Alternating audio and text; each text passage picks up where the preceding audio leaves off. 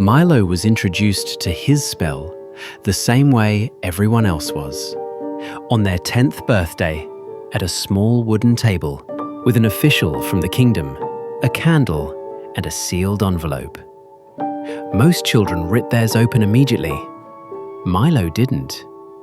Milo folded his envelope once, then twice, then slid it carefully into his pocket, and that's where it stayed.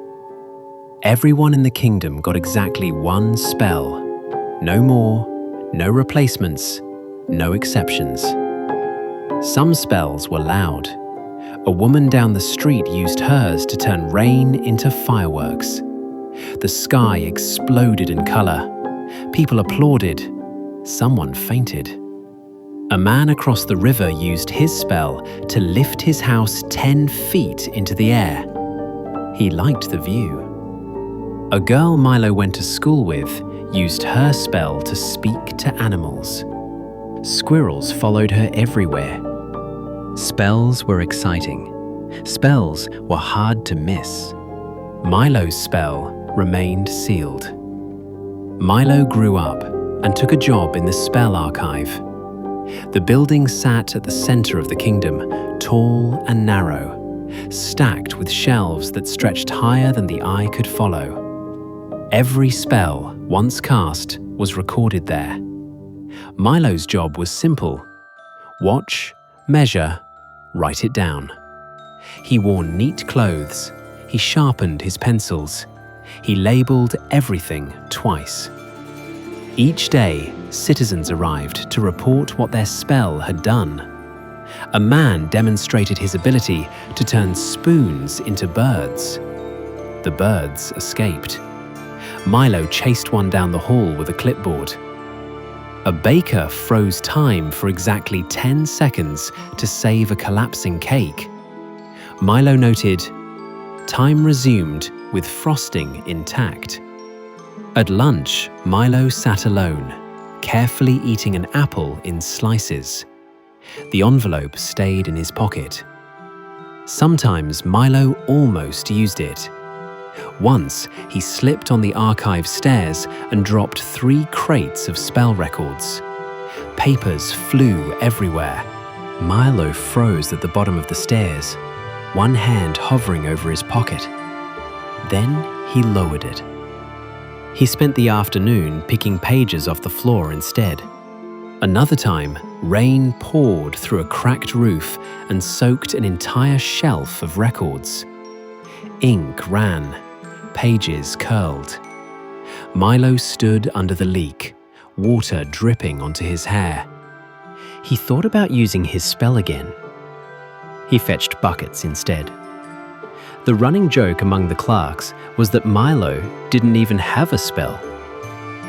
Milo smiled and said nothing. Years passed. Milo's hair thinned. The archive grew taller. New spells arrived faster than ever. And then one day, while filing a particularly thick report, Milo noticed something. A footnote. Small, easy to miss. He leaned closer. The rule read, if a citizen dies without casting their spell, the spell will activate automatically. Milo blinked. He checked another record. And another. Same clause. No one ever talked about that part. Milo went home that night and placed the envelope on his table for the first time in decades. It was warm, just slightly. From then on, the envelope changed. It hummed softly when Milo laughed. It grew heavier when he felt tired. Sometimes when he dreamed, it glowed faintly through his pocket. Milo became very careful. He walked slower. He avoided ladders. He stopped running for buses. The kingdom kept using its spells. A bridge turned into a rainbow. A child made it snow indoors. Milo recorded everything. At night, he placed the envelope in a drawer. He locked it, then checked the lock twice. Milo grew old. His steps shortened. His hands shook when he wrote. One day, the archive assigned him an assistant, a young man with fast feet and too much confidence. "Why don't you use your spell?" the assistant asked casually while stacking books. Milo considered the envelope in his pocket. "I'm saving it," he said. "For what?"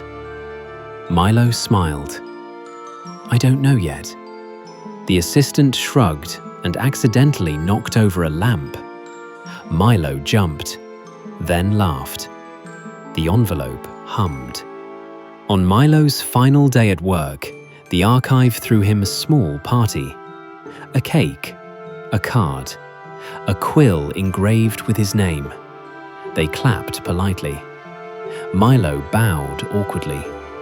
As he left the building, he paused at the door and looked back at the shelves, the ladders, the dust motes floating in the light. He adjusted his coat. The envelope pulsed once. That night, Milo sat in his chair by the window. The kingdom was quiet. No fireworks, no floating houses, just stars. Milo's hands rested on the envelope. He did not open it. Instead, he leaned back and closed his eyes. The candle flickered, and the spell activated. Light spilled gently from Milo's pocket. Not a blast, not a shock, a glow.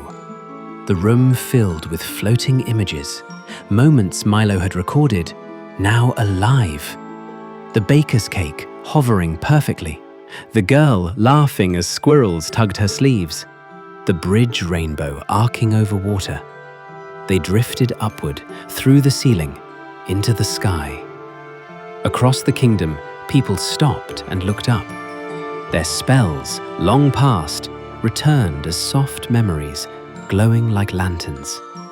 Milo smiled. By morning, the archive doors were open. The assistant arrived early and stopped short. Above the building, thousands of glowing moments floated, slowly fading into dawn.